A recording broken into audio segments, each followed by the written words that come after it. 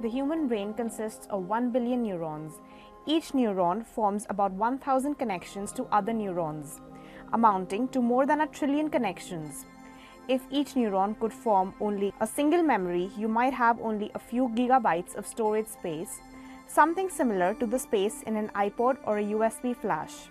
However, neurons combine to create many memories at a time, thus exponentially increasing the brain's memory storage capacity to the tune of around 2.5 petabytes, a million gigabytes.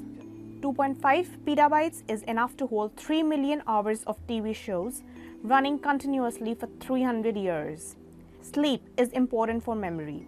When a person sleeps after memorizing, learning patterns are mirrored in the brain and improves the consolidation of information. Normal memory depends on getting sufficient sleep between training and test. Stress and emotional disturbance affects our memory badly.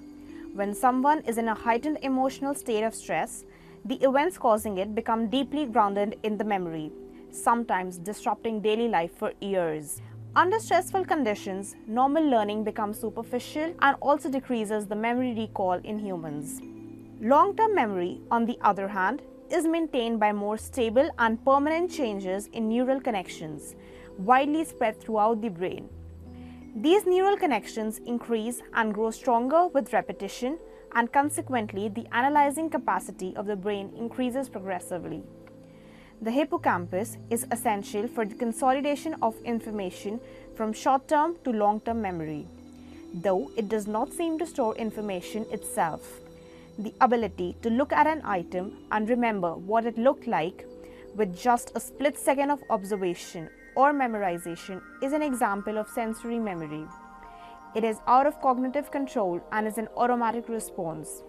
This type of memory cannot be prolonged via rehearsal, but some people have the capacity to retain information and facts within that split second of sensory exposure with an indefinite and eidetic memory. This type of memory is known as the photographic memory and is not the semantic kind of memory that typical adults have.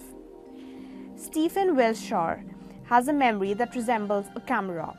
He was taken around in a helicopter around 7 square miles of London, and he was able to draw the entire plan.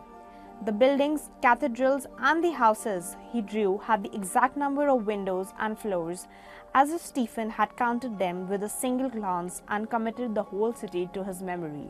In people with this extraordinary memory capability, the secondary visual cortex is involved in the conversion of short-term memory to the long-term memory. This happens by the increased expression of the RGS14 protein. This protein suppresses the synaptic plasticity and the hippocampal learning. With the structure of this protein identified, we may have learning pills in the future. Learning something is like setting up a line of dominoes. When we learn something, we create a neural pathway of connecting cells to the brain.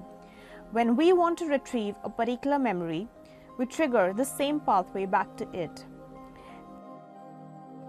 People with photographic memory or who can train themselves to acquire this memory can quickly associate facts and the things they see with normal everyday lives. This way, they create several pathways in the brain.